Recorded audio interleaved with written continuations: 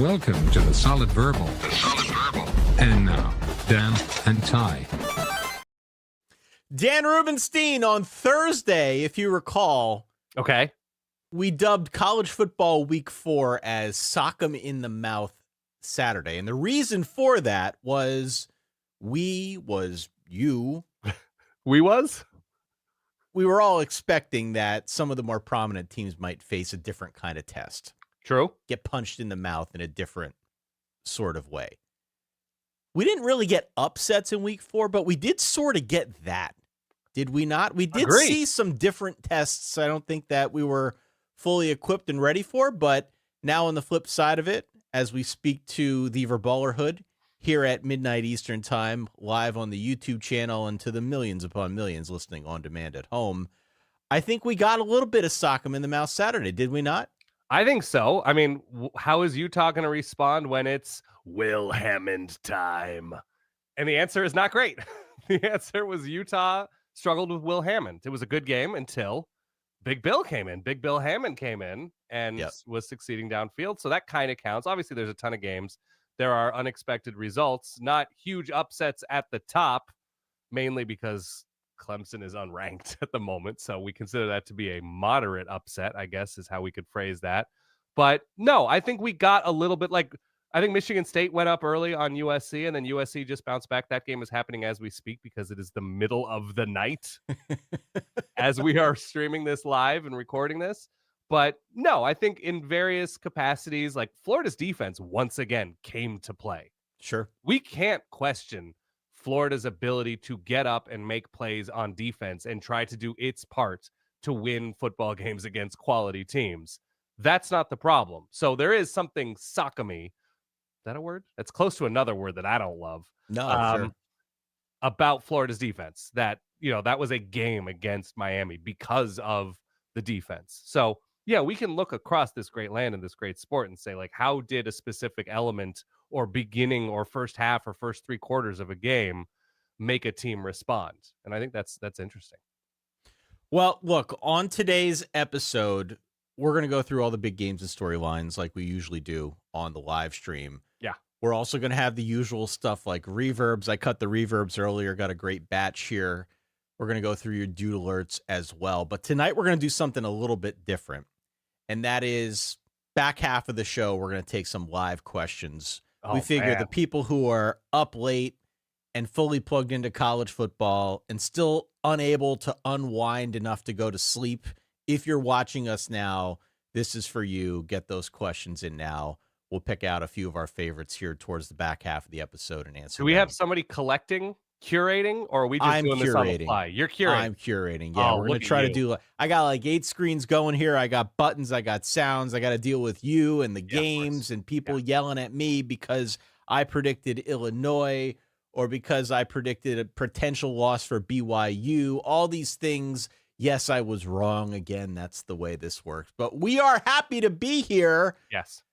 To say the absolute very least. Hit follow, hit subscribe so that you don't miss any of our episodes moving forward, Dan. Let me start here.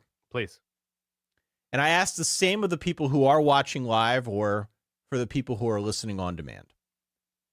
I want to hear from everybody, Dan Rubenstein, on which game, which team impressed them the most in week 4. If this was truly a week of tests or new situations for us to evaluate, which team in your mind faced a new test and faced it down admirably? Where does your mind go first?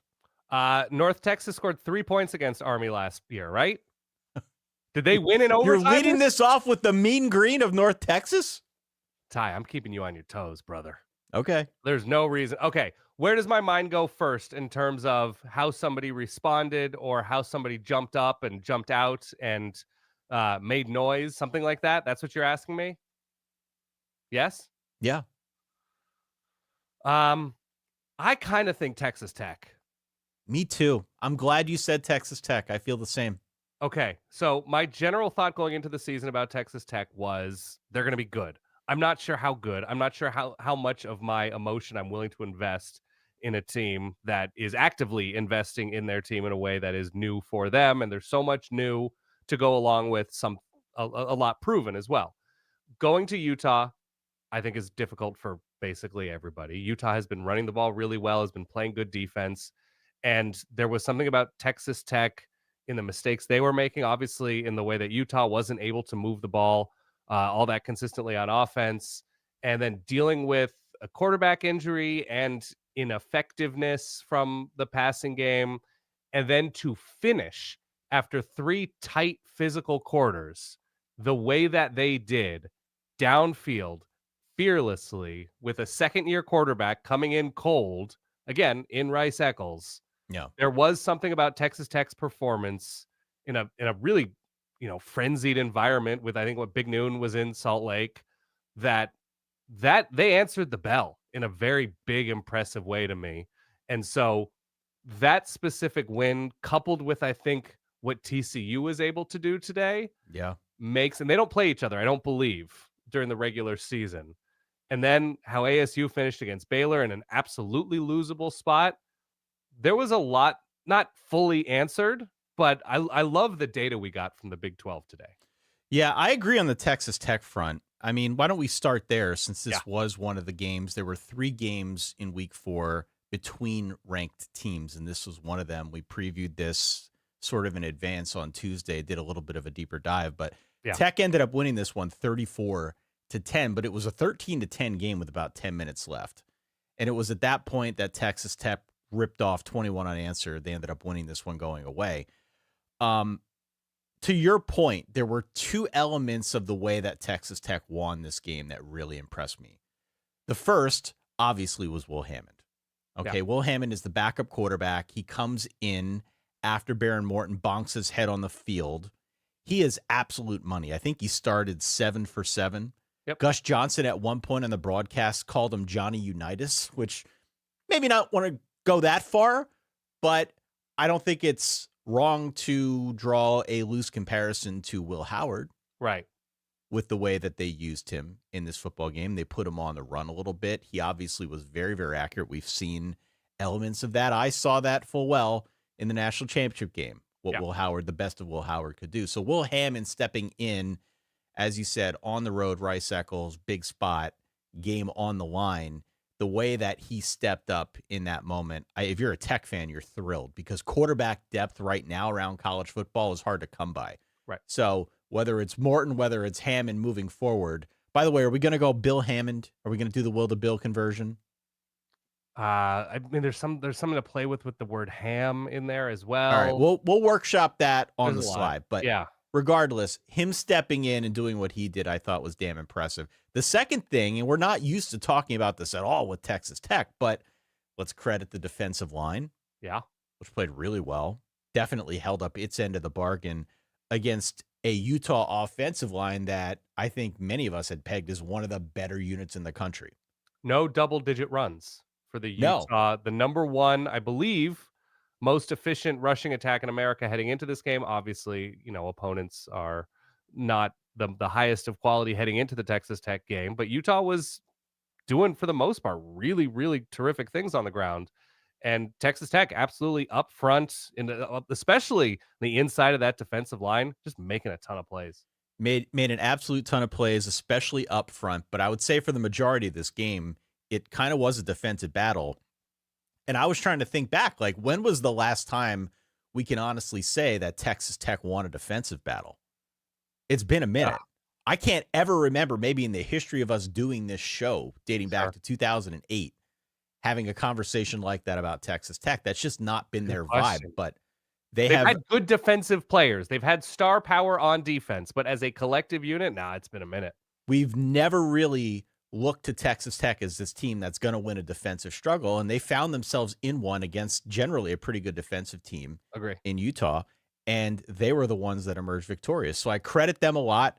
Who knows if it's the coaching or the investment or the depth that they've built up, whatever it is, those guys I thought really came to play, and they finished strong. Yeah. So from that aspect, I was real impressed with what I saw out of Texas Tech. I was not impressed, by the way, with Devin Dampier and the Utah offense. There's like a weird thing that goes on with the Utah offense, and especially the quarterback position, where every new Utah quarterback over time becomes every old Utah quarterback that we're accustomed to seeing. What did we used to say? Rutgers just has an ongoing rotation of Gary Novas. Was that our old? Yeah. It's just a generic Utah quarterback who sort of has the attributes, and if you don't have them at the start of the year, you will by the end. Right. Devin Dampier, a tall version, a short version, like a thick version, a lean version. Somehow they all have the same strengths and weaknesses. Yeah. It's incredible. So, I mean, he had a couple big plays, but mostly as a thrower, kind of inaccurate. I thought looked overmatched in this game. And again, I just came away damn impressed with Texas Tech. So 34-10 was your final score in that one. I came away with the fourth quarter of Texas Tech's offense. The Baron Morton version, and I hope he heals up, was not crazy inspiring. No, I would agree with that. Yeah. Absolutely. Why don't we stay in the Big 12 since you brought those up? And I also tend to agree. It was the 104th and final meeting for the Iron Skillet between TCU and SMU. TCU won by 11, 35-24. Tough beat for me, who bet the over and came up a couple points short, but whatever. Good on TCU for the win. I felt like there was also more defense in this game than I expected. Yeah, which maybe we both agreed. I know this is my line of thinking going into this game, that I just thought TCU, we thought there would be points. I thought TCU would be more likely to get stops, and they were able to obviously turn over Kevin Jennings in a crucial way. And, the difference was they had a fully unguardable receiver for Josh Hoover to throw to. So really nice win for TCU. This is done. The Skillet's done. You said the final meeting? For now, yeah. That's what they tell me. Too bad. The 104th and final meeting. But yeah, my takeaway is that the TCU defense definitely looked better than last year, which again isn't saying much, but just as one, I think, important example, last year they barely forced any 3 and outs. They were 95th national. Right. In this one, they held a very good SMU offense to 4 of 13 on third downs. If we get this version of TCU, there's something there. Yeah, it's a tough schedule, Dan. It is. But everybody in the Big 12 has a flaw. Yeah. This version of TCU, who among us? This version of TCU with just a marginally better defense, and with Josh Hoover and your guy, Eric McAllister, who went for 250 yards and 3 touchdowns receiving. That combination is something worth sitting up in your chair and thinking a little bit more about, because this was a good performance by them. So kudos to Sonny Dykes and Josh Hoover, and of course your guy Eric McAllister. Yeah, definitely. Yeah, it's now we're sort of gathering intel on what teams are bringing into the meat of their conference schedule, and TCU does have a very meaty schedule. They're going to be very entertaining. I could not agree more. And then, of course, the one that just concluded here at the end of the night was the Arizona State 27, Baylor 24 game. This was also a defensive struggle for a good chunk of the game, was it not? It was, yeah. The hell's going on? This is the Big 12, right? Mm-hmm. This was a defensive struggle for a good chunk of the game. In the second half, we started to see the offenses get more of a pulse. The difference, though, was Baylor turning the ball over 3 times. Arizona State, no turnovers. Right there, by the way. Still right there. ASU won the turnover battle. Love 3. And even still, Baylor was right there with opportunities near the end, either to get off the field or to punch something in. And ASU was able to close it out impressively. And Sam Leavitt didn't have the best game through the air, but made plays with his feet. And, ASU found a way. Super entertaining game. This was a better Sam Leavitt game. I agree. It was a better Sam Leavitt game. We haven't seen that much good out of Sam Leavitt, so far this season. This is a much better Sam Leavitt game. And it helps to go up against Baylor defense that frankly is still struggling. Yeah. And still looking for some answers. It is not reliable. It hasn't been reliable in over a year. Which just means Baylor's offense has to be that, the margin for error is that much There's such a slim margin. And Sawyer Robertson was fine. Bryson Washington was fine out of the backfield. But ASU just kind of wore him down, man. And it does put a lot more pressure on that offense to deliver, and they weren't able to get more than 24 points. So I think impressed across the board between you and I with Texas Tech, with Arizona State, and of course with who am I forgetting here from the Big 12? TCU. TCU, yeah. Colorado's playing right now. Iowa State, I think, was off this week. I don't remember seeing an Iowa State score, so maybe I just completely missed it. They're off. Yeah, they're But off this week.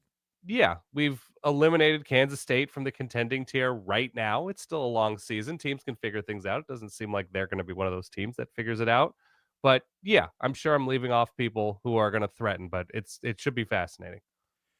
Also impressed with Indiana. Oh my God. Let's all take a knee, Ty. Guess who just got murdered? Holy crap. What happened?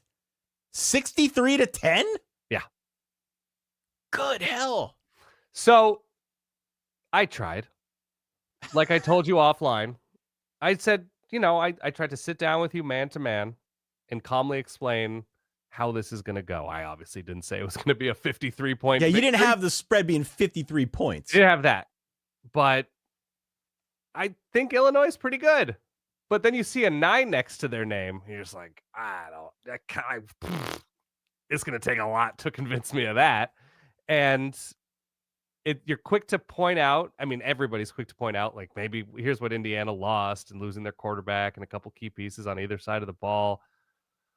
But I don't know. If they feel pretty good about you, they're going to destroy your innards. And I mean, this is what I like about Curt Cignetti. Yeah. And I get that he's probably not for everybody. And I'm not would even love to sure have I'd want to him hang first. around Curt Cignetti all that much. Yeah. Doesn't seem like a particularly nice guy. Yeah. But he will disembowel you Yeah. if given the opportunity. I thought for a hot minute he was going to try for 80 points in that game. Sure. I love the fact that he's got that killer instinct because he understands the situation that he stepped into. And the truth of the matter is that Indiana last year made the playoff, but they needed to prove their worth to get into that playoff. Now, there's still probably an argument in some SEC circles as to whether or not they belong, but that's irrelevant. Who cares? That's old news. Yeah. Curt Cignetti knew that he had to go out there and blast teams to prove that this wasn't pixie dust and that this wasn't just luck of the draw, that Agreed. Indiana would have a better season than we were accustomed to seeing. And he's doing it again now by beating Illinois in the manner that they did. 63-10. He is again making a statement. He is again telling people, he's putting the Big Ten on notice, putting the playoff committee on notice, and letting everybody know we are serious. They could be better this year, for all we know. It's so hard to gauge because we have seen now 2 years in a row with Indiana where it's just this revolving door of new talent coming in. Right. But I think Fernando Mendoza is better than Curtis Rourke. Well, he's I think- definitely better than Curtis Rourke on an ACL. Yeah. On and ACL. like a broken thumb, whatever he had That's last right. year. Yeah. That is absolutely true. But I think there is enough returning, and they do have stars at all three levels of the defense. They're maybe still trying to fill in the gaps otherwise. But again, he understands the assignment. Yeah. And the assignment is Indiana is not a blue blood team. Indiana is always going to have a higher burden of proof to be taken seriously. And that's why he's going to go out there and try to destroy you if at all possible. Yeah. I remember, I think I woke up the Illinois fans that were living under whichever pebbles and rocks after I said, implied that their wins last year weren't over incredible teams. They're like, aha, returning production. Aha, the South Carolina Bowl win. Aha, you elite. Guys, you just got, what did Ty say? Disemboweled by They got Indiana. annihilated. And I like Illinois. Yeah, I they're still fine. like Illinois. Buddy, they have SC next week, by the way. They might I be know. unranked in 8 days. I don't know, man. Yeah. We'll see. But this was, if we're talking of week 4 in terms of who impressed us, Mm-hmm. geez, man.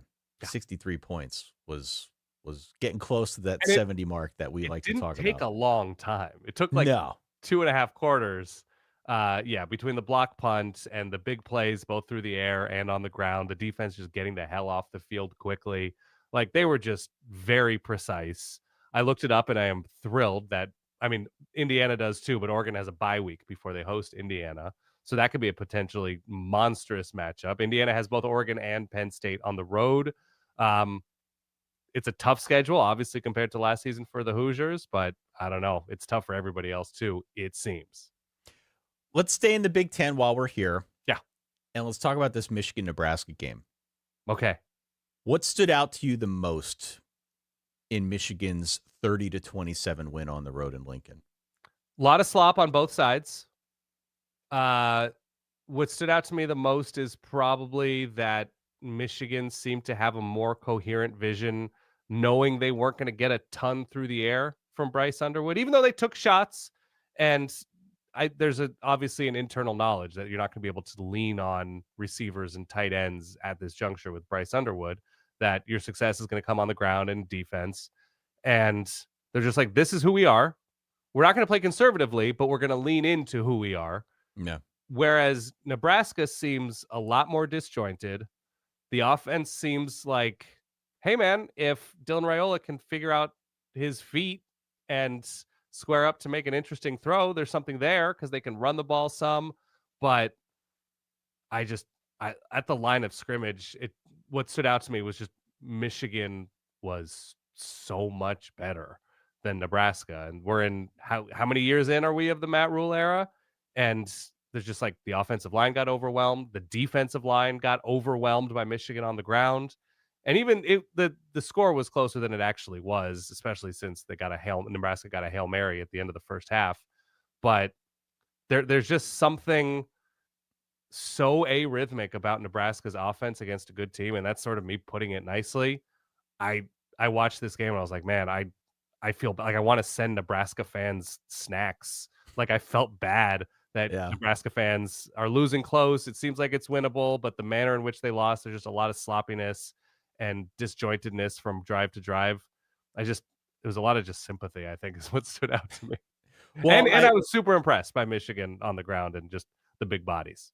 You know, I mean, we don't compare our notes before we do this.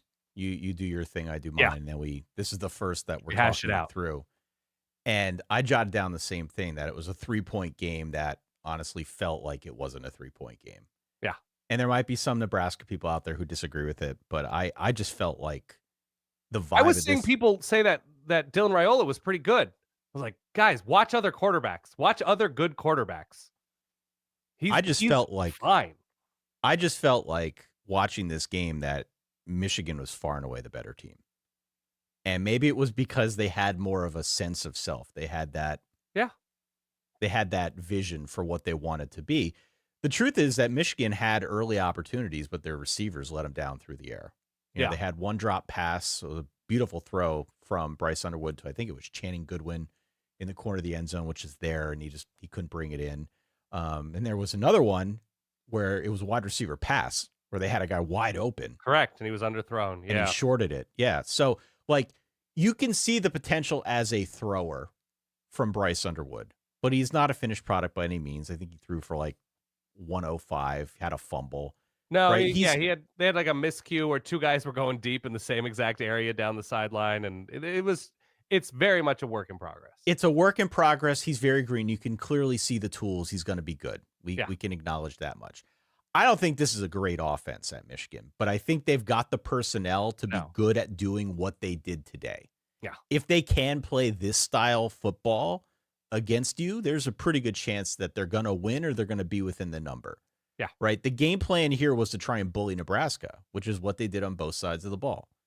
They were able to get some really big runs. Justice Haynes, another like huge game. Michigan ended up running for almost 300 yards. They averaged close to 9 per carry.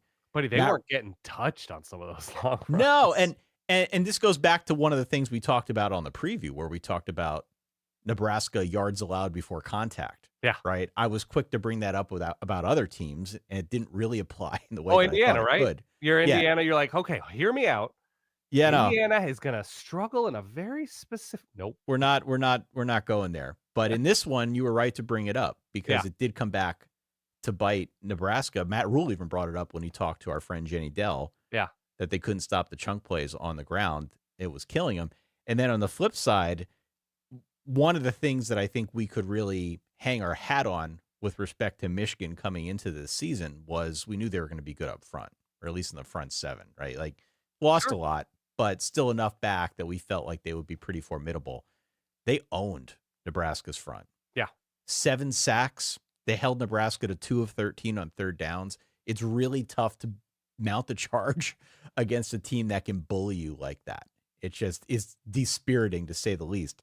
So I give Michigan a lot of credit for the way they went in there and won. This was a game that I thought there was a ton of pressure on Nebraska, and I don't know.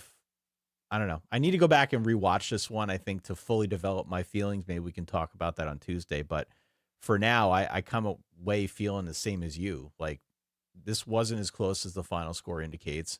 Nebraska did get one on a Hail Mary, and it felt to me for the overwhelming majority of this game like Michigan was the dominant side. Michigan also almost gave it away with a dumb taunting penalty, a sideline taunting penalty.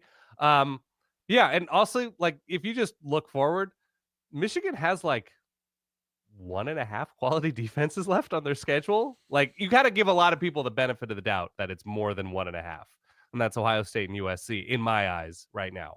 And so they might be able to get away with this for a while, which is kind of crazy. Oklahoma 24, Auburn 17, Dan. Yeah. This was sort of the headliner of the week. There were a couple headliners. I guess it depends who you're into and where you live. But for all intents and purposes, I thought Oklahoma-Auburn was the one that had the most star power. And this game had a little bit of everything, too. You had some curious calls. You had some big plays. You had a safety. Yeah. At the end, like, you name it, this game had a little bit of everything. There was a play very early on, and this is the moment when I said to my wife, who did not care about this game whatsoever, but I had to speak it. I said, this is how I know that Oklahoma is winning this game, because there was a replay review that overturned an Auburn scoop and score. Big break for Oklahoma. There was also a touchdown pass to Isaiah Satania that may have been illegal per ESPN rules analyst Matt Austin. Yeah. One of those deals where the receiver looks like he's running out of bounds, getting subbed off, stops before he gets there. Everybody forgets about him before you know it, he's running free for a touchdown. That was the 24-yard pass that ended up making it 10-3 in the early part of this game. And to be fair to that analysis, everything may or may not be something when Matt Austin weighs in during a game. Matt Austin, always the fence sitter. But alas, look, it worked out for Oklahoma. They end up winning. A big one for them to get to 4-0. They'll be 5-0 after next week, going into the rivalry with Texas in week 6. I think the defense looks incredible. They were in the backfield all night. They set a school record with 10 sacks in this game. They had 7 sacks in the first half. They ended the game on a safety, right? With a sack. That was the 10th one. Sack. So, like, I'm not sure about the offense. I think there's probably an offense question outside of John Mateer. Like, they didn't run at all. They still can't run. But Mateer is great. Provided they're able to keep putting him in a situation to do what he does, they're going to be fine. But right now, this is for as much, I think, of the headlines will be dominated by John Mateer. This is still right now, to me, a team that's dominated with a really good defense. In as much as we think it's a good defense, because Auburn might just have a garbage offensive line tendency. I don't think it's a horrible offensive line. I think this could be a two things true at the same time, where Jackson Arnold was holding onto the ball way too long at times. We're just like, make a decision, dude. Throw it away, scramble, do something. Because when he did have opportunities to just pull the trigger quickly, right? He hit Cam Coleman down the sideline out of his own end zone. They're like, okay, he saw one-on-one, he hit one-on-one. And it was just, there was an extra second and a half, an extra 2 seconds where you're just like, do something. Listen, and let me pause you right there. Well, I was just going to say, our Mason Thomas coming in the second half Mason Thomas did do something. Yeah. Did do something. What I was going to say about Jackson Arnold. Yeah. I have been rooting for Jackson Arnold since he first came to college. For whatever reason, and everybody who listens to this is probably the same way. I know you are. It kind of looks like you with a mustache. I get it. Continue. You find a recruit that for one reason or another, you're just really interested in seeing how they progress at the next level. Yeah. And for me, that quarterback was Jackson Arnold.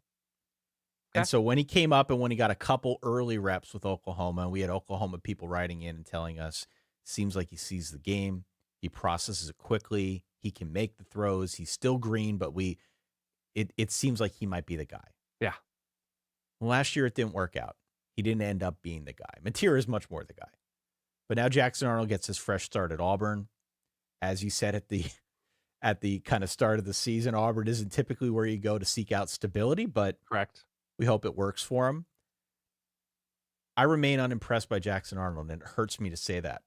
But he looks slow to process. He had throws that were there that he either didn't see or was inaccurate trying to deliver the ball. Yeah. It just hurts my heart because I really wanted this to work. He's still a very gifted runner. Auburn's still probably going to be a pretty good team. And this isn't to say that the whole Jackson Arnold experiment is going to be a disaster yet. It's still pretty early, and he did, I think, go up against a pretty good defense here. But we are seeing some of what we saw a year ago, and that's just troubling to me because I'm still rooting for the kid. Right. Here is just a PSA for parents out there. If at some point Ty's like, I watched this tape of this prospect, he plays quarterback, and I don't know, I just think he has it. We can go to the Iowa stuff later. I'm Don't bring up sorry Mark in Gronowski. advance. Well, we can talk about Malik Zaire. We can talk about Mark Gronowski. We can talk about Jackson Arnold. We can talk about whoever you want. I'm not talking about this. It's just one of those fork in the road moments that you're going to have to make peace with because your son has just been cursed by the Lehigh Valley cursor. Oh, my God. Continue. The occult forces of the Ty curse are out and Yeah. about, Something to say the least. special. Like, you know, when people just have that eye for like the most toxic possible relationship, Ty has the eye for the most toxic possible 5-star quarterback. It's great. incredible. It's Yeah. incredible. And it is now seeped out into my weekly picks. Yeah. Because my weekly picks have been trash to the point now where if anybody wants to sponsor me to pick the team opposing your team, That'd be fun. solidverbal@gmail.com. We could probably work something out. Financial terms need to remain confidential. So but instead of the lock of the week, it would be like the key of the week. Like Ty Something will like open up that. a win for your team. we got to call it a lock. We got to do the show like it's Yeah. a real thing. But I agree. I'm willing to be bought off. Let's be real. We're all trying to Abraham make Lincoln. make Yeah. a living here. Oklahoma 24, Auburn 17. Oklahoma, interestingly enough, nice little front door cover. I won't play the sound. I don't want to annoy the dogs out there with the doorbell. Yeah. But little front door cover on that safety. They were favored by 7. I think it Ooh. closed at 7. They were up by 5. Auburn had that one last down. Jackson Arnold taken down in the end zone for a safety to get the 7 to get the push. Yeah. There you go. Sorry about that. Miami 26, Florida 7, Dan. Mm-hmm.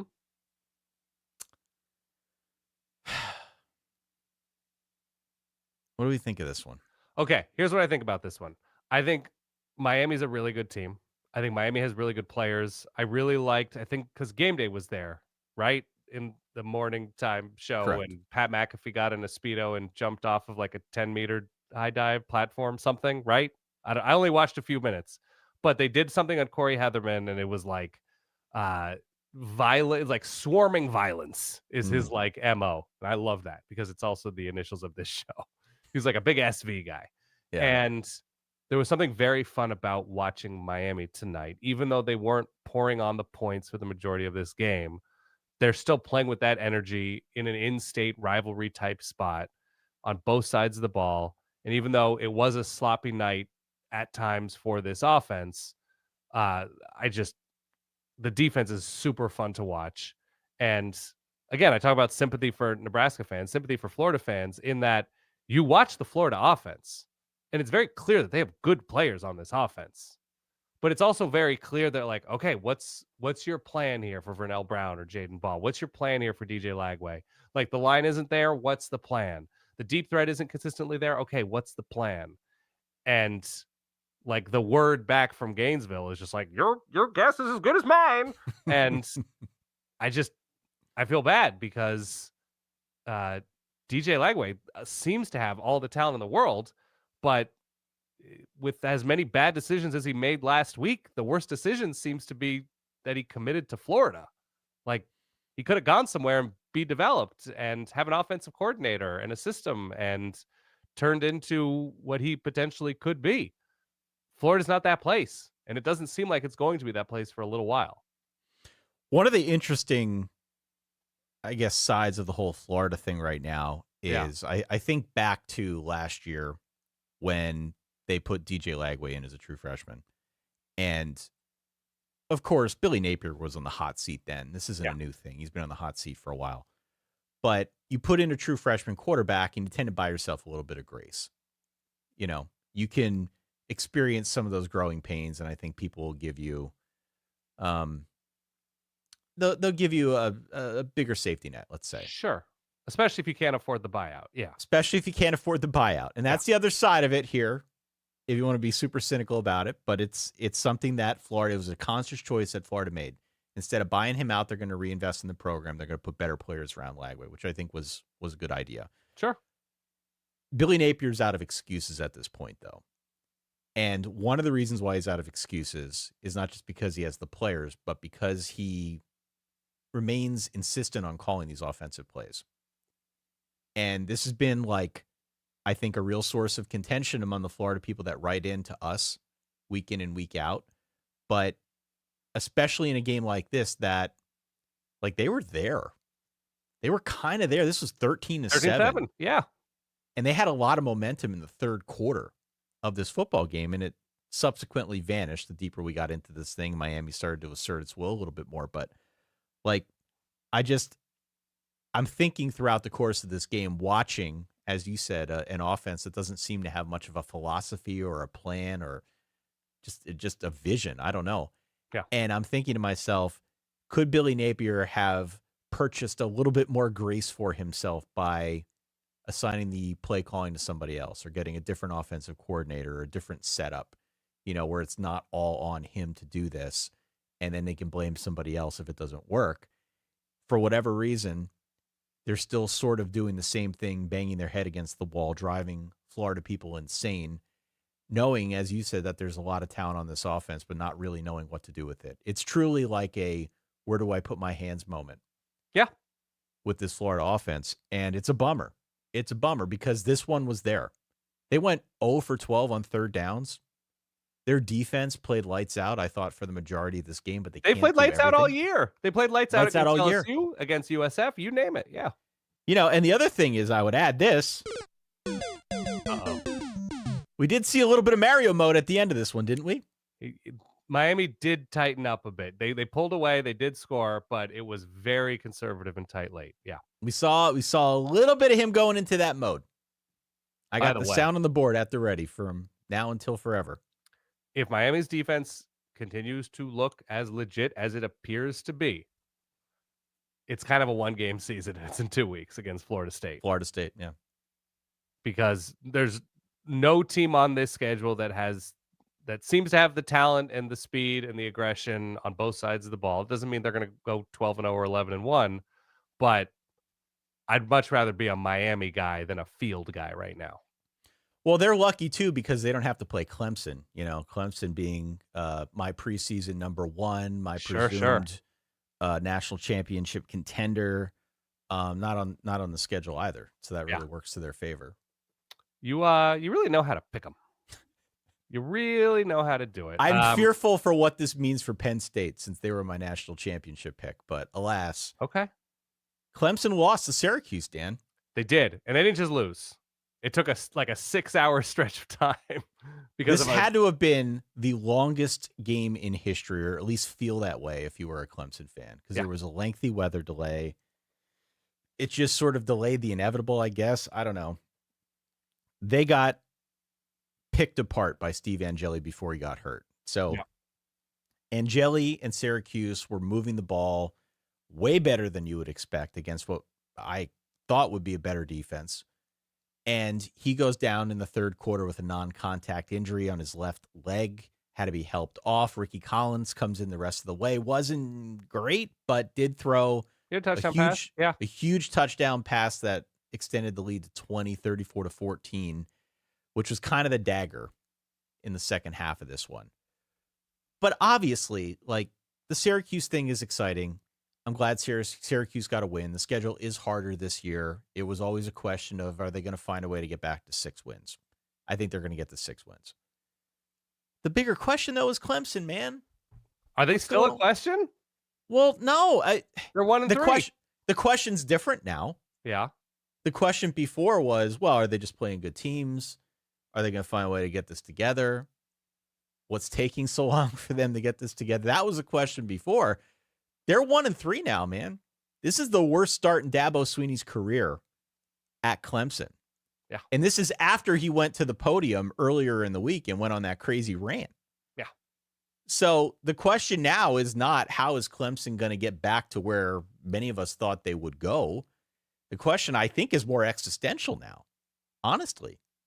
I'm not going to advocate for getting rid of Dabo Sweeney. I don't even think that's even a possibility. Right. But honestly, what is this team now? That's the question for me. I honestly don't know. Can a full program have the yips? We've talked about specific players because I still think we're fairly certain there are many good players on this team. Yeah, they should be better than this. That is what yeah. I come out of every Clemson game feeling. They should be better than this. We know the talent. They brought everybody back, right? They made the roster even better. They should be better than this. Why aren't they? I don't think their passing game is that good. I don't think they can stop the run. I don't think there's just a lot of confidence on either side of the ball. And to me, truly, the story here is Syracuse. Because as much as it's like, what's going on with Clemson? Like we've said this is like a full month of it. So at a certain point, you just sort of are what you are. Like Clemson people are now in the mode of like, are we 2024 Florida State? Is that what's happening right now? Can you tell me if that's what's happening so I can mentally and emotionally and spiritually prepare myself for a 2-10 season as everything collapses around me? Just let me know. Just please let me in on the secret here. Syracuse was not and does not ever appear to be the type of program that's like, well, we're big underdogs here. We might as well like pack it in and play slow and really limit possession. Like Franimal's like, let's go straight at them. That's his entire MO is let's run straight at them. Let's throw down the field. Yeah. Let's make them stop us because we believe we are good enough to inflict a lot of damage on this team. And that's what they did from the start with Steve Angeli, with Jonte Cook, with the running game. Like they played fearlessly because if you watch Clemson this year, what is there to fear? No. And so they didn't try that tactic of an overmatched team or a quote unquote overmatched team. They struggled with UConn mightily. I think UConn just barely beat Ball State, I want to say. This is not going to be an incredible Syracuse team, but they were not intimidated at all by going to Clemson and playing the Tigers.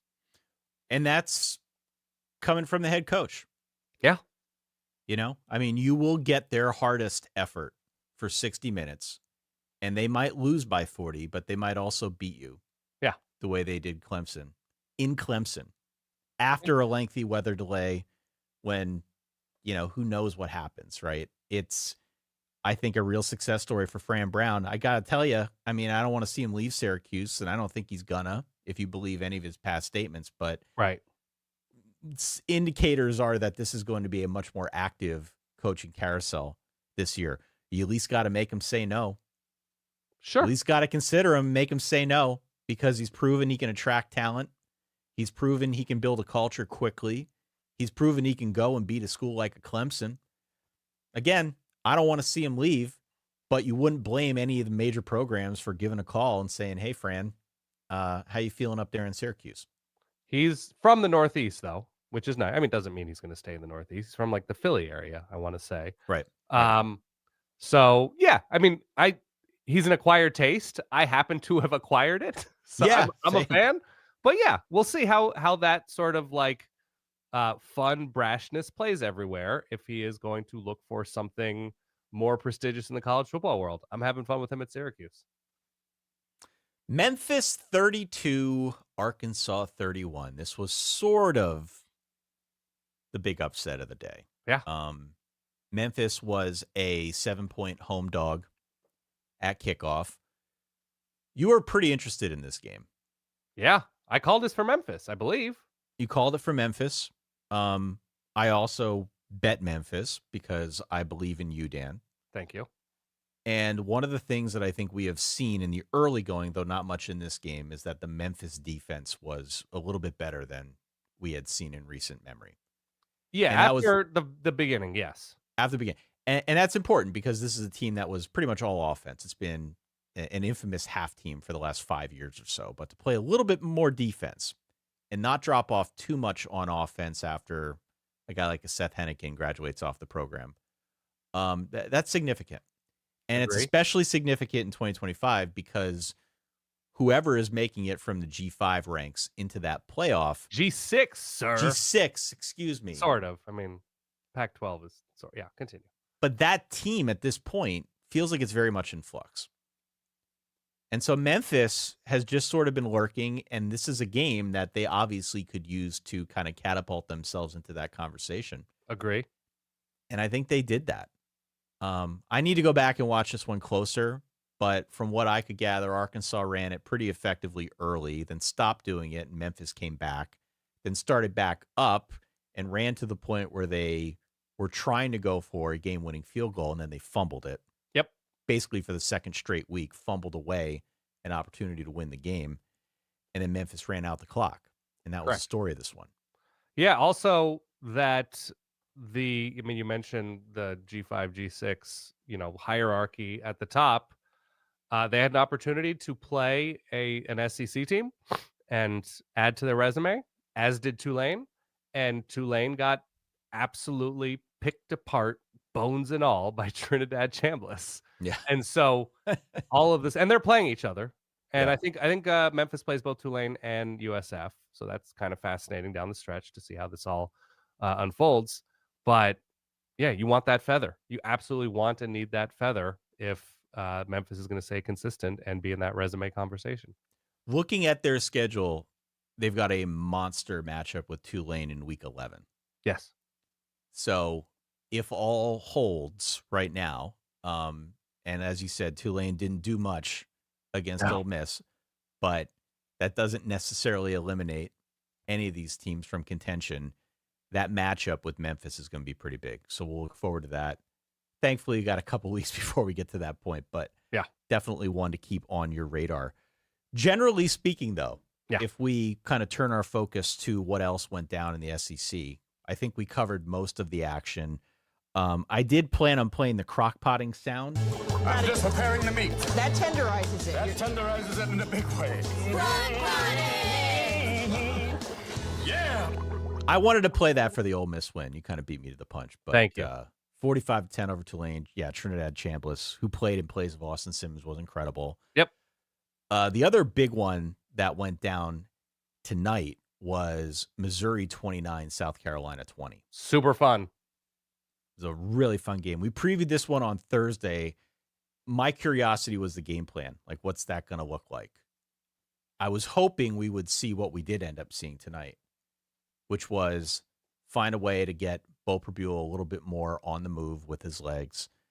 Obviously, lean on a guy like an Ahmad Hardy, who's been very, very good since transferring over. Agree. And, find ways to make South Carolina relatively one-dimensional. Don't let him run it. Force Lenora Sellers to throw it. Just limit the ways that he can kill you when they've got the football. Right. They did an awesome job on all that stuff. And to boot, they outrushed South Carolina by a 285 to -9 margin, Dan. That's a helpful place to be. Unbelievable. So Yeah. Mizzou, another one of these teams, right? You talked about Michigan earlier. Michigan plays 1.5 real defenses at time of recording. Mizzou, relative to their peers in the SEC, has a pretty advantageous schedule. Yeah. So maybe just a team to keep your eye on. I don't know what people think of South Carolina at this juncture, but just something to be aware of. I mean, South Carolina has an absolute star of a quarterback who can make plays that nobody else in this conference or probably America can make, just in terms of buying time with no offensive line and delivering something beautiful into the awaiting hands of somebody 38 yards downfield. He's incredible. They have really good players.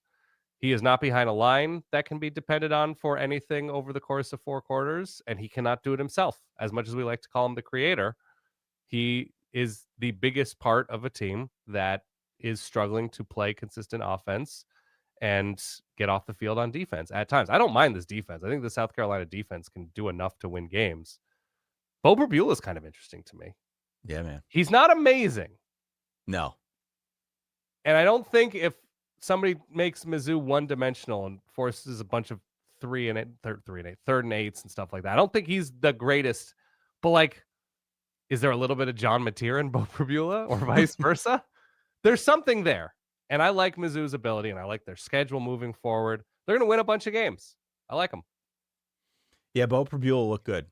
He's looked really good since coming over from Penn State. Yeah. And I think we're going to see a lot more of the game plan that we saw today, where they try to use him as a runner. But even as a passer, he's been pretty good when he's had the opportunity to do so. So I think, Mizzou is a team that people should just be aware of. Let me ask you a very pointed question about a different conference, though. Please. When you and I next record our next episode of the podcast, Okay. which I guess would be Monday afternoon. Yeah. Is Luke Fickell still going to be the coach at Wisconsin? So he got, like, the dreaded vote of confidence, right? There were chants in the stadium, but like fire Fickell chants, right? After they did not look competitive at all against Maryland, which you got to look competitive against Maryland. The defense has looked good this year for the Terps. Malik Washington's an interesting talent. You got to look competitive at this point in Luke Fickell's career at Wisconsin. They were not. I'm going to say yes, but it's hard to see him wearing a Wisconsin pullover next season. So crazy to me that this hasn't worked. Yeah. I mean, he's a good coach. He's been a good coach for a long time, and not every good coach is able to transform every situation he steps into. Right. I'm confounded by the fact that this hasn't worked. And I think what's probably most frustrating if you're a Wisconsin fan, each season has kind of felt the same. Mm-hmm. They've had issues with quarterback luck and injuries, right, since he got there. And they're actively trying to make the offense better, but I don't know if it's any better. It kind of feels like most of the Wisconsin teams that we've seen over the last few seasons. And that's just damn frustrating. I don't know how else to put it. So I don't know how even if he makes it through, this wave of frustration that I'm sure is going to wash over Madison in light of a 27-10 loss to Maryland. Right. I don't think there's no way this can be a longer term thing at this point. I mean, the worst possible explanation is that he is a pretty good coach and Wisconsin is not a place built for these times. That when they were in the Big Ten West and the way that they approach NIL as a school and the way the Big Ten is currently built in terms of the teams at the top and how they're spending, that Wisconsin is the expectations of Wisconsin as a program aren't necessarily realistic if they're in line with where they were 10 years ago. Notre Dame 56, Purdue 30. Right. I'm not going to spend a whole lot of time talking about this. Notre It was Dame close won for like 14 minutes. There was another weather delay in this. There are all these weather delays all of a sudden, driving us all crazy. 56-30 was your final. Notre Dame ran for 250 and 5 touchdowns on the ground. It was never really in doubt. But yes, there was a moment, first half, where it's like, this is closer than we expected. There were many text messages, I can tell you, going back and forth with Mama H and I about Notre Dame's defense. And I can tell you right now, if they don't find a way to fix this defense quick, and that probably involves getting rid of Chris Ash or reassigning him to some sort of administrative function. Well, Luke Fickell might be available. Brent Pry's available.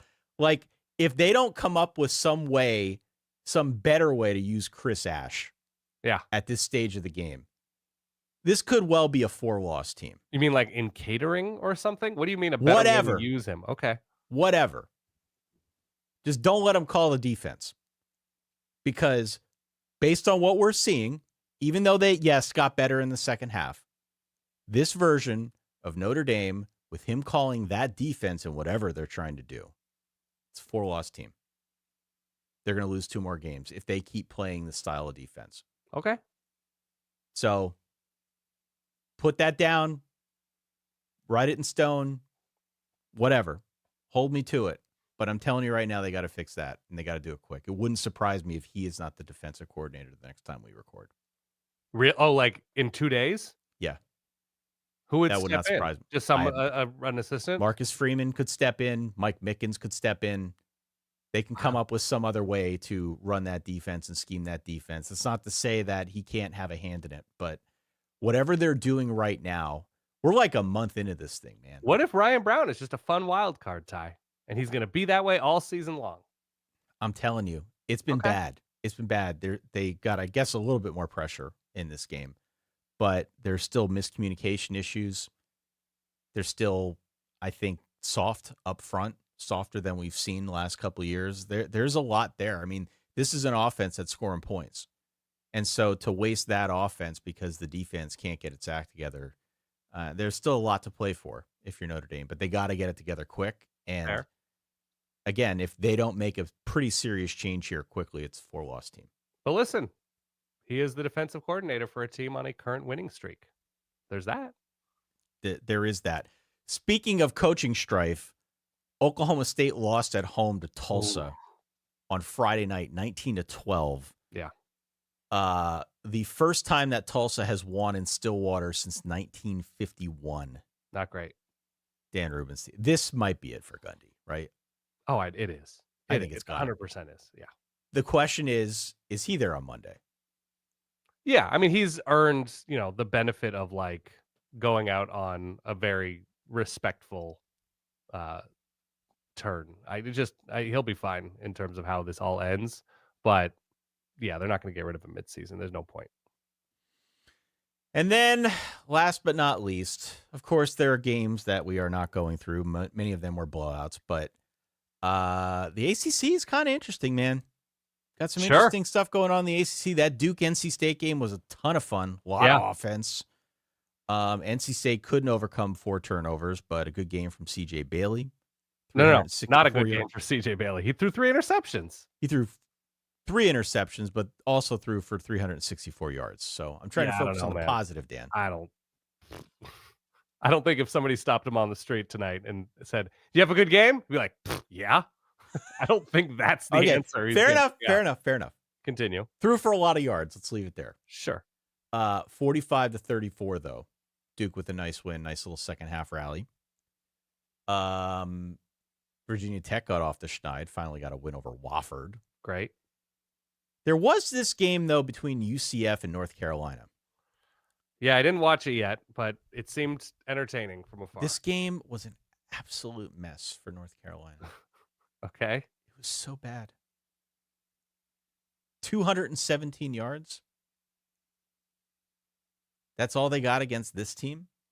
I don't know, man. That's a problem. That's a real problem. I mean, the problem, bigger picture, is that North Carolina is using this year to broadcast what they can be in terms of an attractive program to recruits and potential portal additions. And it's not a great broadcast in this moment, especially when like now you're going to start having like the social media teams dunk on North Carolina if they're beating them like UCF's did. They had like the Knight holding up a W with the Knight's legs, mimicking the Jordan Hudson, Bill Belichick picture on the beach. You're just like, there's a lot of fodder where like, if you're going to ask like, is this guy even there at this point? You're like, this doesn't seem like it's a fun experience for Bill Belichick in this moment. Okay. Yeah, I don't know. See. There's time. There is time. Before we move on to our next segment, which will be the Reverbs. Okay. You don't want to talk Platypus Cup? Apple Cup? I was going to ask you about the Platypus Cup and the Apple Cup, because these are two name brand rivalries. The Platy? Name brand rivalries. Oregon wins 41-7. Washington had a little bit of trouble with Wazoo, but then pulled away late. The Oregon start was pretty sluggish too. What are we feeling on the Oregon side now going into this big one against Penn State next week? Did you see anything at all in this game that you think is going to be relevant on Tuesday when we record? The run defense for like a quarter and a half wasn't great for Oregon. It seemed like sort of a lethargic, sluggish 41-7 win at times, but then they opened it up and were able to get stops on the ground. They completely limited Malik Murphy through the air. He was at some point he was like 3 of 15 or something. I think Oregon State basically had one drive. Has Oregon allowed, like, their starting defense, I think, has allowed a touchdown this season. So I'm not terribly worried that there's anything super concerning about this Oregon team. They're just going to play what could be a very, very good Penn State team, and that's worrisome. But no, I think outside of maybe the run defense, Oregon seems to be in a good spot. You know, DeCorian Moore was there and playing well. There was some question about his health. Dante Moore looked, for the most part, pretty excellent, and defense was making plays. It's a good game for Oregon in kind of a sad situation where Oregon State is as a program right now. Yeah. And you mentioned Washington State and the Apple Cup being close for a stretch. Yeah, 3/4. It was close. Washington is just, there's a lot of quality speed to Washington, like that a relief pitcher from 1981 would be interested in. Aren't those what greenies are? Yeah. They're a fun offensive team, which a team coached by Jed Fish generally seems to be. I think they're going to be really good, and do they have Ohio State next week? Is that what's happening? Are they coming to town? They have Ohio State comes to town next week. Yeah. That's going to be fun and weird, hopefully, for my entertainment eyes. But yeah, Washington took care of business. A lot of it was just like generating those chunk plays on the ground. And it was with Zevi Eckhouse as the Wazoo quarterback. He was making plays for a stretch of that game. He has to do everything for them. He has to do everything. Yeah, he has to do everything, but he scored 3 touchdowns. Yeah. 2 through the air, 1 on the ground. Also turned it over 3 times. Yeah. Had 2 picks and a fumble. Damon Williams is my dude. He's good. He's not huge. No. He puts his body on the line, which is admirable. He's not a big guy. He is not a big guy. All right. Write in solidverbal@gmail.com. Let us know what we got right, what we got wrong. Of course, if you are listening, if you are watching, if you can comment, please do so. Let us know your thoughts on all of the action. Of course, there are many other games that we could get into. Yeah. I will not talk about my possible upset alert of the BYU Cougars because they annihilated East Carolina. Yes, they did. And that was another one that I was wrong about. Again, more to the point, if you want me to bet on your opponent, just let me know. Again, that email address is solidverbal@gmail.com. That email address, of course, is fadeраhamlincoln@gmail.com. Yeah. All right. We did get a bunch of your voice messages it is perhaps a slimmed down version because I had to cut them. Our normal reverb guy, Shay's been out of town the last 2 weeks. So where is he? Parts unknown, man. I don't know where he's at. He did a Japan trip relatively recently. He did. Is he back to Asia? I don't, you know. Is he in the Yukon territory? I believe he's in the greater 48 states, but okay. or the lower 48 states, but I don't know exactly where, man. Of like a specialized dungeon of some kind? Okay. Whatever he's into. Yeah, he's not doing the reverbs. Okay. He'll be doing them next week, provided you and I could find a place to record and play the reverbs. We'll be fine. But I cut this version, okay? I heard all the ones that came in. I could not go as late waiting for reverbs because I had to do all this and study for the show. But here's what we got for week 4. Have a listen. Hello, this is Cody from Madison, Wisconsin. This is Dirty Mike from Bethlehem. This is Cameron calling from Wisconsin. Hey, this is Pistol Pete in Stillwater. Hey, I'm just wondering if you could tell me how a buyout works. Asking for a friend. That was the most pitiful ending to a game I've ever watched. Auburn gave up a block in the back, then 2 false starts, then 3 sacks in a row, and then 2 a safety to end the game. These refs today have been so bad that Hugh Freeze actually can blame their loss on someone. The refs from the Auburn-Oklahoma game need to be left at the tarmac, fired, or at a minimum, driven to Pearl Vision. Not a sponsor, could be. This might be the worst Clemson team in a decade, and QB1 might be out for a while, but I just want to say, Coach Frankenshower, it's a great day. Go Cuse, baby. I can't say a lot of good about what happened today, but you got to understand, Dabo just figured this coaching thing out. In 16 years, we'll be back on top. It would appear that maybe Dabo Sweeney is the Nick Saban of Mike Gundy's. Is Kyle Whittingham the James Franklin of Kirk Ferentz's? I'm calling to report a bakery explosion in Salt Lake City. Turnovers everywhere. I just watched one of the worst quarters of Badger football, and I wanted to say, Ty, I forgive you for locking up Wisconsin. Just please lock up Minnesota in the X game.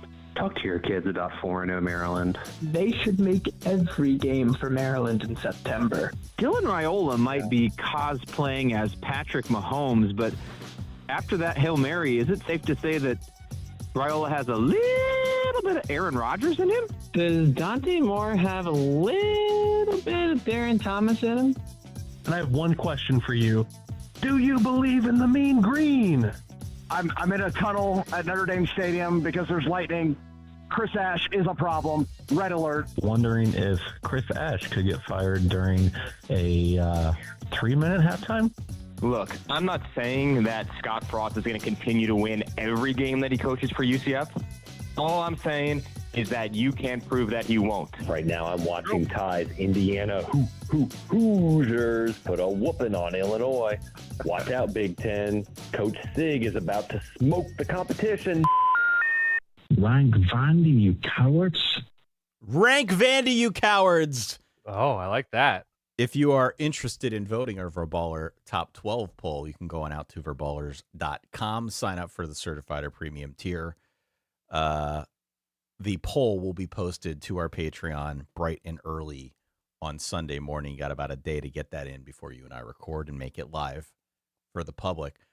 We did get a comment in there. I don't know if you paid much attention to the Notre Dame game, but because of the weather delay, right, it was a long weather delay before they got to halftime. Yes. And so what they ended up doing was basically making that the halftime. I saw that. They just rolled over second to the third quarter. Yeah. That's right. They just rolled over the third quarter. That. Yeah. I actually thought was kind of smart. I was watching the game when they came back and there was like 39 seconds left in the second quarter. I was like, they're not going to take a break right now after they just did 3 hours or whatever. I don't know how long the break was.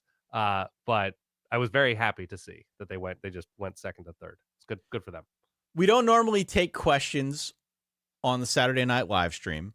All right. But because this was, I think, a different kind of week than we had seen in the previous 3, I thought it would be the right time to do it. So let's go to this one here from Joshua, who says, do you have a favorite in the Big 12 after this wild week, Dan Rubenstein? A favorite in the Big 12 after this wild week? I'd have to look at all of the schedules together and like some sort of matrix formation. I'm going to say, I'm not going to be a prisoner of the moment. I'm going to say Iowa State right now. Yeah, I mean, I think Iowa State and Texas Tech for me. Yeah. I think that's how I'm feeling. Not favorites. I think that's how I'm feeling right now. I mean, Texas Tech really showed me something today. There's a reason that you and I both led off with Texas Tech beating Utah. Utah is not an easy place to play. Right. And this is not, again, a Texas Tech squad that is accustomed to being in defensive struggles for 3.5 quarters. Right. So whether that's because of the talent they brought in or the mentality that Joey McGuire has put in place, I'm not on the ground. I don't know. But that to me is, again, singularly the most impressive thing that we saw in week 4. And I'd be hard pressed to put anybody other than Texas Tech in that game right now. If you're asking me now after week 4, I was really, really impressed by what I saw. By the way, ASU coming up just on the topic of the Big 12 after this Baylor win, TCU at home, at Utah, Texas Tech, Houston, who might be a decent defense, at Iowa State. That's their meaty middle. So if they start out that meaty middle in an impressive way, I reserve the right to say, ooh, ASU's doing it for me. I love this question from Are we only Joshua. answering Josh questions? Is that the big thing tonight? This is just a good question. Oshkosh from Josh. Yeah. It's a question that we talked a lot about when we previewed the Big 10. Yeah. But the ACC in the preseason did not have this same tenor to it. Okay. Joshua says, who is the fourth best ACC team? He says a clear top 3, but it feels like a mess after that. So I guess his top 3 would probably be Miami. Yeah. The 3 Florida ranked State. teams. Yeah. Florida State and Georgia Tech. Sure. Who would you put fourth? Is Clemson fourth? No, not right now. They just lost to a different ACC team today. Is Syracuse? No, I would fourth? Right now. Duke? I think the conversation is around Louisville. Louisville's 3-0. It hasn't been a crazy impressive season, but they're 3-0. Duke, I'm going to need to see more consistency. I don't know what the score of the Cal game is, but I'm going to need to see more from Cal after last season. We like JKS, but who are they playing tonight? San Diego State, I believe. Yep. Yeah, I'm going to say for fourth, I'll plant my flag right now, and I'll say Louisville. Okay. Don't love it, but it's tough. He's right. I still got to believe that Clemson can get their act together. Why? I don't know. What is their act exactly after the last 15 games? Okay. I mean, I would love to say Cal, but I think Cal is still a little too flawed, even though they're really fun at quarterback. They don't have the skill talent to me. I think my default answer would probably end up being Duke. Duke over Louisville? Okay. Yeah, or SMU. SMU is SMU. an interesting case as well. Yeah. But to the point here, yeah, it is a mess after that top 3. I think that's a given. Next, Josh. McSooner Jr. wants to know. Could be a Josh. With Oklahoma beating Auburn and Jackson Arnold, have they taken all the steps to get the monkey off their back from last year? So the monkey on the back question for Oklahoma is an interesting one. Yeah. So far, I think they've gotten the monkey off their back in proving that they can have a productive offense, or at least a productive quarterback, because we didn't see that at all last year. So that part is definitely better. Right. But I still have questions about the overall plan on offense. How much can you put on one guy, John Mateer? Will they be able to run the ball as they get into some of the better teams on their schedule? This is ultimately a very, very limited sample size with Oklahoma. And I think the quote-unquote monkey on the back is going to be against the better schools here. This is a program that's used to winning. So to go 4-0, to start 5-0, as they will be after next week, that's all well and good. And Illinois, I almost said Illinois. I don't know why. It's late. Oklahoma is going to find a way into a bowl game. I think that much is certain. Oklahoma's better than I thought they were going to be. I'm already willing to acknowledge that. But the question of what is the monkey on the back is, I think, nuanced and kind of interesting in and of itself. Yeah, I mean, it's just a question of offensive pop. You talk about the running game. We talk about if you're talking about the monkey on their back from last season, it's down 4 or 5 of their best receivers last year. And so it's not only having guys healthy, but having a viable, complete offense would probably go a long way. They have Texas, South Carolina, Ole Miss, Tennessee, Bama, Mizzou, and LSU. They're going to need to score 30 points in some of those games. Yeah. And that is when I will feel confident that, like, oh, this is an evolved, really fascinating winning team. Yeah, I think that's right. Final question here from Mason. How are we feeling about the Heisman Trophy? Pretty good. I think they should have it again this year. Probably in New York, the Downtown Athletic Club. How am I feeling about the Heisman Trophy?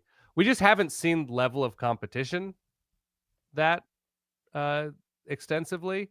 So I think we can eliminate from the top of the conversation a couple of guys that were there, and Cade Klubnik and Arch Manning, although we haven't mentioned it, but he did perform really well against Sam Houston tonight. Yep. Who's in that conversation right now? Well, I mean, John Mateer is definitely in that conversation. Yeah. I think coming into the week, Carson Beck was actually the prohibitive favorite to win, but I just don't feel that strongly about Carson Beck. Yeah. I'd put Justice Haynes there. Justice Haynes, with the way that he has played. Yeah. We didn't see Julian Sayin this week, but Julian Sayin has, I think, every possibility of being in that conversation. Yeah. I would also add a guy like a Dante Moore. Dante Moore, we need to see the competition this week. I think he has extraordinary ability, and his receivers, tight ends look really good. That should be a complete offense. He should be able to put up big numbers in big games.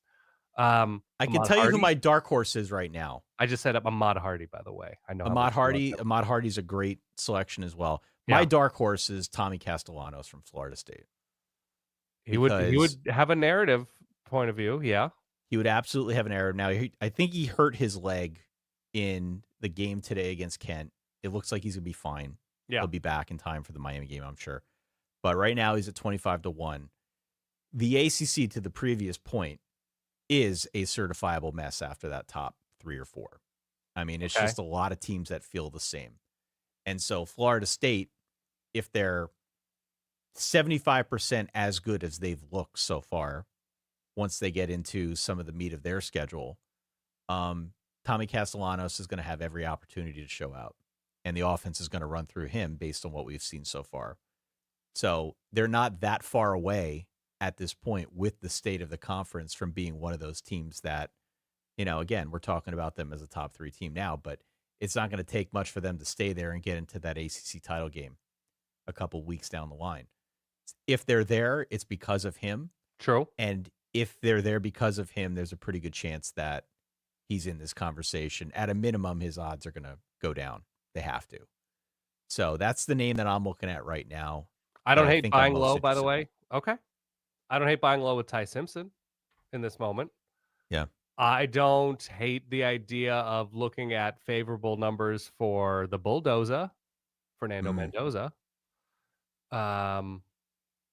Yeah, there's a ton because you do have to look at opportunities against top flight teams that are going to be on like network TV at night or on Big Noon or whatever. There's a lot of really fun names right now. Let us know in the comments, of course, how you'd answer these questions. Mestamaker, is that how you pronounce it? I don't think Drew Mestamaker is going to win the Heisman from North Texas, but he's looked really good. Heisman caliber. Okay. Heisman caliber. Yeah. Let's close this thing out with some dude alerts. Okay. We put a call out on social media every Saturday night. We ask you for your dudes. Who were your top performers from the week that was, Dan? Who do we got for week 4? Obviously, Eric McAllister, when you catch 254 yards worth of passes, that's going to just do it for me. Yeah. There were a lot of like really interesting performances. Cam Edwards at UConn went for about 200 yards. I appreciate that. Chanmo at Virginia, kind of a fun offensive, like Bengal Branson threw for a bunch of yards against Virginia. Okay. And Chandler Morris had a bunch for Virginia. I'm not going to fully dedicate time to your guy, Mark Gronowski for Iowa, but he's improving. I'm sorry. Hold on. You mean the winningest quarterback in the history of college football, Mark Gronowski? Well, on multiple levels. Did you see this? No. If you combine everything, all levels of college football, Mark Gronowski, with their win over Rutgers on Friday night, 38-28, he had 3 rushing touchdowns. If you consider all of the wins over the course of his career, he is 52. His career record is 52-7. That is the most career wins of anyone to ever play college football. Congratulations, Mark Gronowski. Congratulations to him. My guy. Sutton Smith for Memphis had a terrific game against the Arkansas defense. Dylan Riley for Boise, very quietly in a sort of fun shootout against Air Force, had a big night. 4 touchdowns, 9 yards per carry.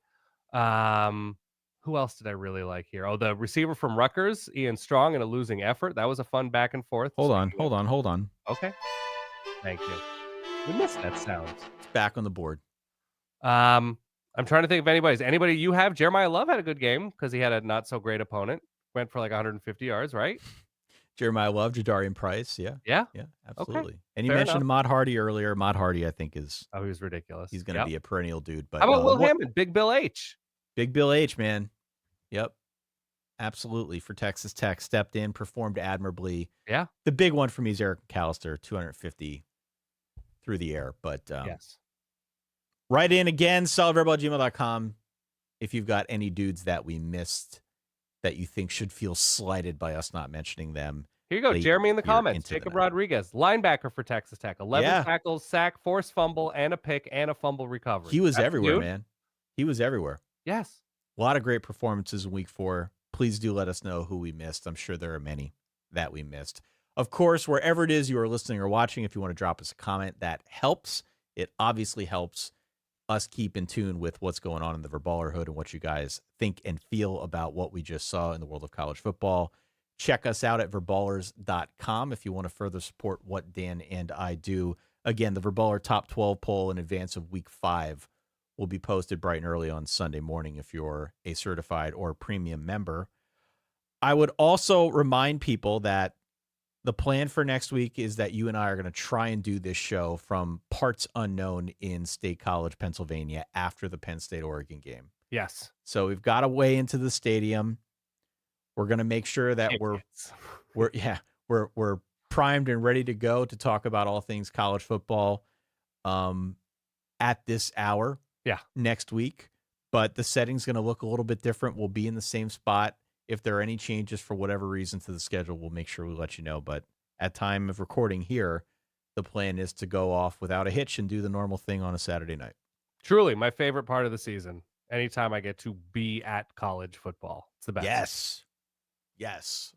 On that note, for that guy over there, my good friend Dan Rubenstein, for myself, Ty Hildenbrandt, for everybody out there supporting the cause, watching, listening along at home, thank you, as always, for being here with us and being part of the community.